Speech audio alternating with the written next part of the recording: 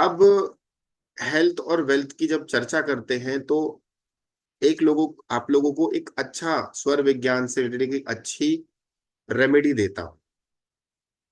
इसको आपने परंतु ईमानदारी से 21 डेज करना और फिर अपने जीवन में परिवर्तन देखना।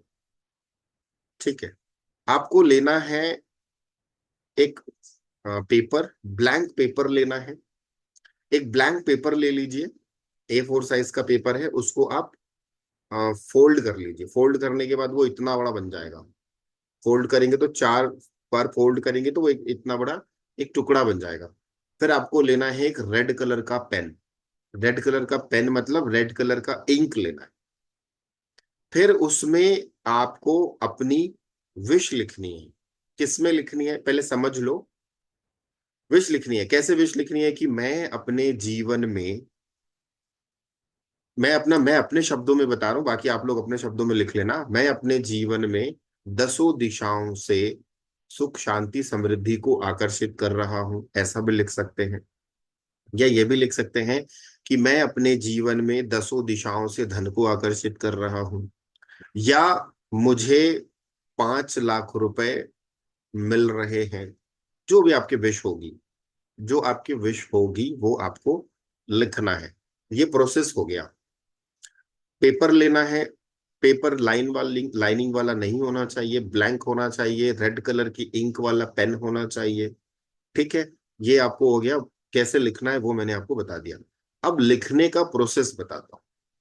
लिखने का प्रोसेस क्या है, आपको लंबी गहरी सांस लेनी है, सांस को रोकना है, और उसके बाद एक एक सेंटेंस को लिखना है कि मैं अपने जीवन में, अब इतने में आपकी सांस फूल जाएगी, फिर सांस को छोड़ देना।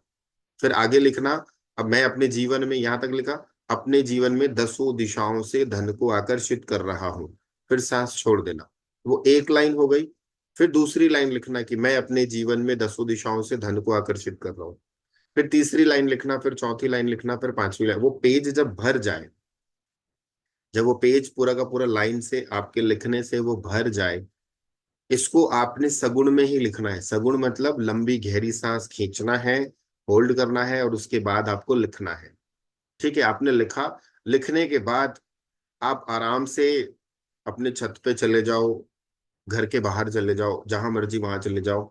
माचिस लीजिए, पेपर लीजिए, माचिस लीजिए, लंबी गहरी सांस लीजिए। सांस लेने के बाद उस माचिस को प्रज्वलित करिए और उस पेपर को जला दीजिए।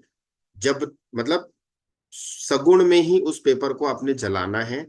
लंबी गहरी सांस लीजिए, सांस को होल्ड करिए, माचिस जलाइए, उस पेपर को जला दीजिए, और मन में बोलिए कि यह मेरी मनोकामना यूनिवर्स में जा रही है। मेरी यह मनोकामना यूनिवर्स में जा रही है। फिर वो पेपर जब जल जाए, उसकी राख को फिर आप घर के छत पे जलाओगे, राख फेंक देना, या आप गार्डन में जला लो, कहीं भी ऐसी जगह में जला लो। इसलिए कह रहा हूँ, छोटा पेपर लोगे वो इजिली जल्दी जल जाता है। बड़ा पेपर A4 साइज में लोगे तो लंबा चौड़ा प्रोसेस होगा। ये मिनिमम 5 मिनट्स का कॉन्सेप्ट है। 5 मिनट में आप, 2 मिनट, 3 मिनट में आप लिख लोगे, 2 मिनट में पेपर को आप जला लोगे। 5 मिनट का प्रोसेस है। आपको इसे 21 डेज तक कंटिन्यू करना है। अब आप बोलोगे कि सर मैं कहीं चला गया, मैं कहीं बाहर गया, मैं कहीं यहाँ गया, कहीं वहां गया, कहीं दुनियादारी। अरे दुनिया के किसी भी कोने में जाओगे तो पेपर और पेन और माचिस तो आपके पास में ही रहेगा ना। तो जहां जाओगे वहीं कर लेना। ऐसा जरूरी नहीं है कि मैं आज घर में हूं, 15 दिन बाद मुझे कहीं बाहर जाना पड़ा तो क्या मैं वहां नहीं करूंगा, वहां भी कर सकते हो, कोई दिक्कत नहीं है। अब करना किस टाइम में है, अगर हो सके, अति उत्तम जो होता है वो होता है शाम के समय, सूर्य अस्त के बाद। अगर आप शाम के समय करते हैं तो अति उत्तम, नहीं तो दिन में कभी भी कर लो। अगर आपको इसके परफेक्शन में रिजल्ट चाहिए, एकदम अच्छे रिजल्ट चाहिए कि मिले ही मिले, तो एक ही समय में कंटिन्यू करना। मान लीजिए आप शाम को 7 बजे ये पेपर जला रहे हो, तो शाम को 7 बजे ही लिखना और उस समय पेपर को जलाना। दूसरे दिन भी 7 बजे करना, तीसरे दिन भी 7 बजे करना। एक ही समय में समय एक ही होना चाहिए। अगर 7 o'clock आप जला रहे हो तो 7 o'clock, 6 o'clock, एक टाइम एक डिसाइड कर लेना कि मुझे 8 बजे जलाना है, मतलब मैं 21 दिन तक 8 बजे जलाऊंगा।